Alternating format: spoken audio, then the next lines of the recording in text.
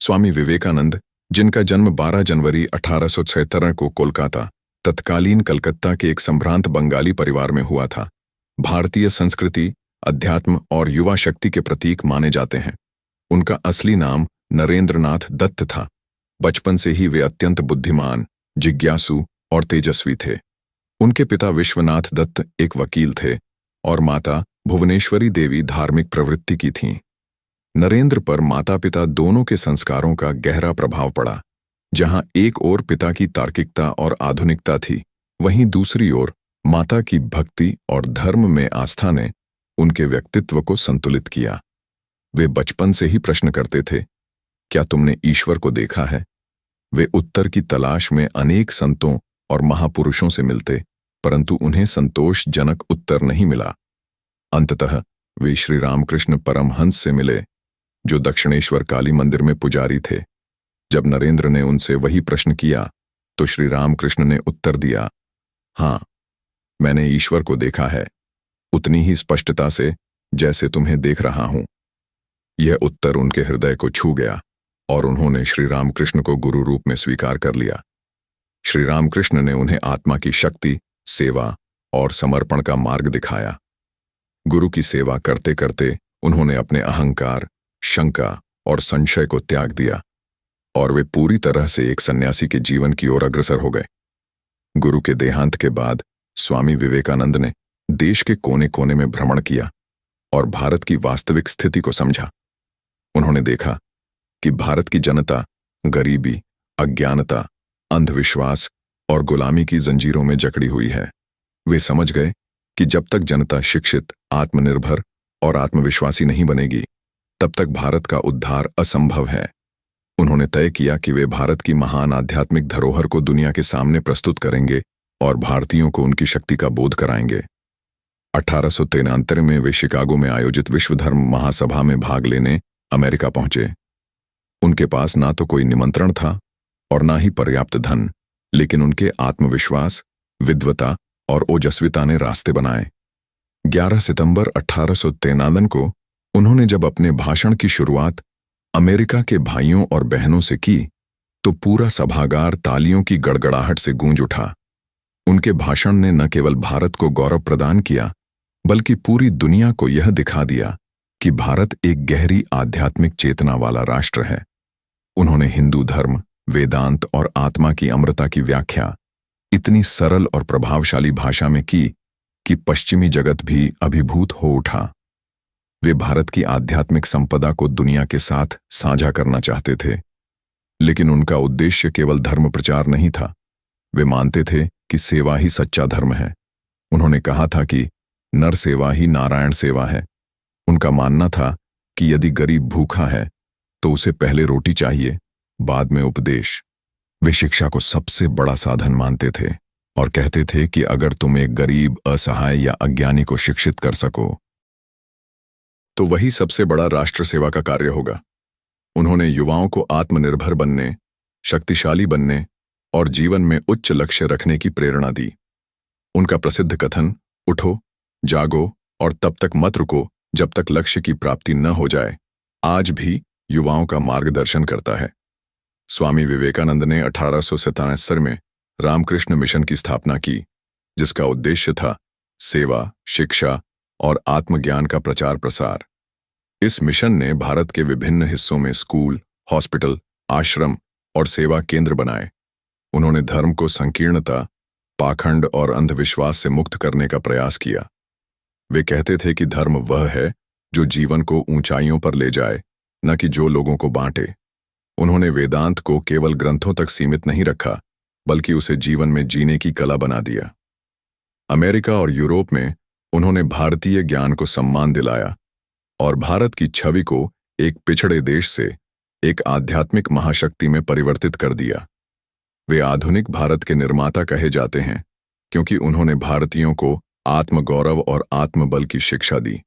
उनका हर वाक्य, हर विचार प्रेरणा से भरपूर था, चाहे वह तुम खुद को कमजोर समझना पाप है हो या एक विचार लो, उसी विचार को अपना जीवन बना लो, उसी को सोचो, उसी को जियो। वे चाहते थे कि भारत फिर से विश्व गुरु बने, लेकिन इसके लिए आवश्यक था आत्मबल, सेवा और एकता। वे सच्चे मायने में एक कर्मयोगी थे, जिन्होंने देश और मानवता के लिए अपना जीवन समर्पित कर दिया। उनका जीवन बहुत लंबा नहीं रहा। केवल 29 वर्ष की उम्र में 4 जुलाई 1902 को बेलूर मठ में उन्होंने ध्यान की अवस्था में अपने शरीर का त्याग किया। लेकिन इतने अल्प जीवन में उन्होंने जो कार्य किया, जो विचार दिए, वे आज भी करोड़ों लोगों को जीवन की दिशा दे रहे हैं। उनका जीवन इस बात का प्रमाण है कि एक अकेला व्यक्ति भी पूरे राष्ट्र की चेतना को जागृत कर सकता है। स्वामी विवेकानंद का जीवन संदेश है, खुद को जानो, खुद पर विश्वास करो, सेवा करो और सच्चे मन से काम करो। वे केवल एक संत नहीं थे, वे एक युगद्रष्टा, एक विचारक और एक राष्ट्र निर्माता थे।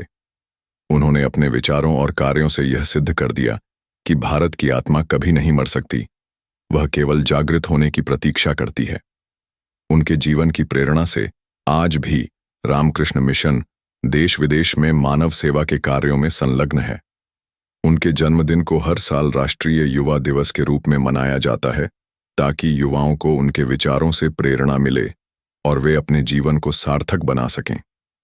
आज जब भी हम निराश होते हैं, जब हमें अपने लक्ष्य पर संशय होता है, जब हम अपने आप को कमजोर समझने लगते हैं, तब स्वामी विवेकानंद की वाणी हमारे भीतर शक्ति भरती है। आशा की कोई सीमा नहीं होती, केवल संकल्प की कमी होती है।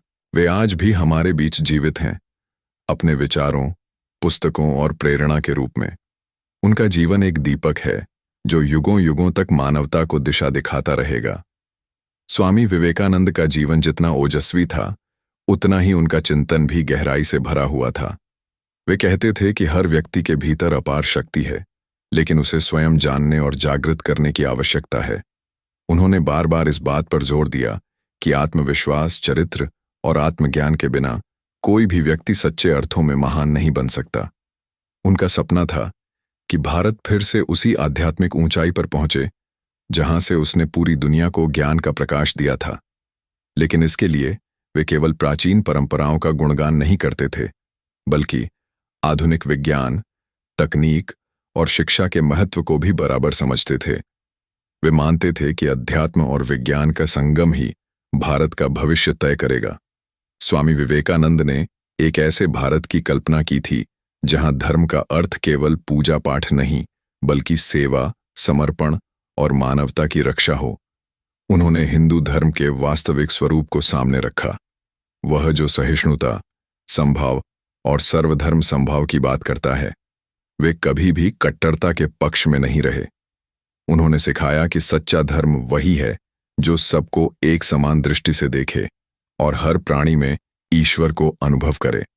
उन्होंने महिलाओं की स्थिति पर भी गंभीर चिंतन किया और कहा कि जब तक नारी को उसका उचित स्थान नहीं मिलेगा, भारत की उन्नति असंभव है।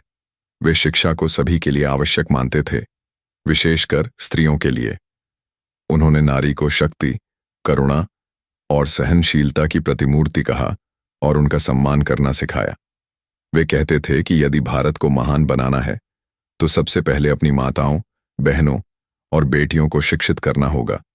स्वामी विवेकानंद की दृष्टि केवल भारत तक सीमित नहीं थी, वे संपूर्ण मानवता को एक ही आत्मा का अंश मानते थे। उनके विचारों में विश्व बंधुत्व और एकता की भावना थी। उन्होंने पाश्चात्य जगत में भारतीय अध्यात्म को जिस गरिमा से प्रस्तुत किया, उसने भारतीयों को गौरव का अनुभव कराया। उन्होंने यह विश्वास लौटाया कि भारतीय संस्कृति और ज्ञान कोई पिछड़ी हुई चीज नहीं है, बल्कि वह संपूर्ण मानवता के कल्याण के लिए उपयोगी है। अमेरिका और इंग्लैंड में उन्होंने वेदांत को वैज्ञानिक दृष्टिकोण से समझाया और भारतीय चिंतन को आधुनिक मंचों पर स्थापित किया। वे खुद भी अनेक भाषाएं जानते थे और उन्हें गीता, वेद, उपनिषद, बाइबल और कुरान का भी ज्ञान था। वे हर धर्म का सम्मान करते थे और मानते थे कि सत्य एक है, मार्ग अनेक हैं। स्वामी विवेकानंद की किताबें जैसे राजयोग, ज्ञान योग, भक्ति योग और कर्म योग आज भी आध्यात्मिक साधकों के लिए अमूल्य धरोहर हैं। उन्होंने यह सिखाया कि योग केवल शरीर की कसरत नहीं, बल्कि आत्मा की यात्रा है। वे योग को जीवन जीने की कला मानते थे और इसे 4 मार्गों ज्ञान, भक्ति, कर्म और राजयोग के माध्यम से समझाते थे। उनका मानना था कि हर व्यक्ति को अपनी प्रकृति के अनुसार मार्ग चुनकर आत्मोन्नति करनी चाहिए। उन्होंने सेवा को सबसे बड़ा धर्म कहा और जीवन भर इसी सिद्धांत पर चले। उन्होंने यह नहीं सिखाया कि जीवन से भागो, बल्कि यह सिखाया कि जीवन में उतरकर संघर्ष करो, दूसरों की सेवा करो और अपने भीतर ईश्वर को पहचानो। वे कर्मयोग के सबसे बड़े उदाहरण थे, जिन्होंने स्वयं को राष्ट्र और समाज के उत्थान के लिए खपा दिया। उनका जीवन एक जलता हुआ दीपक था, जो अज्ञान के अंधकार को मिटाने के लिए जलता रहा। वे कहते थे, एक विचार लो और उसे ही अपनी जिंदगी बना लो। यह विचार उनके पूरे जीवन में दिखाई देता है। उन्होंने न कभी निजी सुख की परवाह की, न नाम और प्रसिद्धि की। उनका उद्देश्य केवल मानव कल्याण था। आज जब भारत आत्मनिर्भर बनने की ओर बढ़ रहा है, जब युवा अपनी पहचान और उद्देश्य को खोजने की कोशिश कर रहे हैं, तब स्वामी विवेकानंद के विचार और अधिक प्रासंगिक हो जाते हैं। उनके विचार न केवल प्रेरणा देते हैं, बल्कि कार्य करने की दिशा भी बताते हैं। वे केवल आदर्श नहीं थे, वे क्रियाशीलता का प्रतीक थे। उन्होंने जो कुछ कहा, उसे पहले स्वयं जिया और फिर दूसरों को सिखाया। उन्होंने अपने जीवन को ही एक संदेश बना दिया। जो दूसरों की सेवा करता है वही सच्चा साधक है। उन्होंने किसी पंथ या संप्रदाय को नहीं बढ़ाया, बल्कि मानवता को ईश्वर मानने की बात की। उनका विश्वास था कि हर व्यक्ति में ब्रह्म है, और जब तक वह स्वयं को नहीं जानता, तब तक वह मुक्ति नहीं पा सकता। उनके शब्द, तुम वही बनो जो बनना चाहते हो, क्योंकि तुम में वह शक्ति है, आज भी युवाओं को प्रेरित करते हैं। उनके जीवन से हमें यह शिक्षा मिलती है कि कठिन से कठिन परिस्थिति में भी आत्मबल और संकल्प से विजय प्राप्त की जा सकती है। उनका जीवन हमें बताता है कि केवल उपदेश देने से कुछ नहीं होता, बल्कि अपने जीवन को ही प्रेरणा बनाना होता है। स्वामी विवेकानंद ने हमें यह सिखाया कि यदि हम आत्मा की शक्ति को पहचान लें, तो कोई भी लक्ष्य असंभव नहीं। वे न केवल भारत के, बल्कि पूरे विश्व के हैं। एक ऐसे संत जो आधुनिकता और अध्यात्म का संगम थे, एक ऐसे नेता जिन्होंने बिना राजनीति किए करोड़ों दिलों पर राज किया, एक ऐसे शिक्षक जिन्होंने बिना कक्षा के पूरी पीढ़ी को शिक्षा दी। उनका जीवन, उनके विचार और उनका बलिदान आने वाली अनेक पीढ़ियों के लिए दिशा और प्रेरणा का स्रोत बने रहेंगे।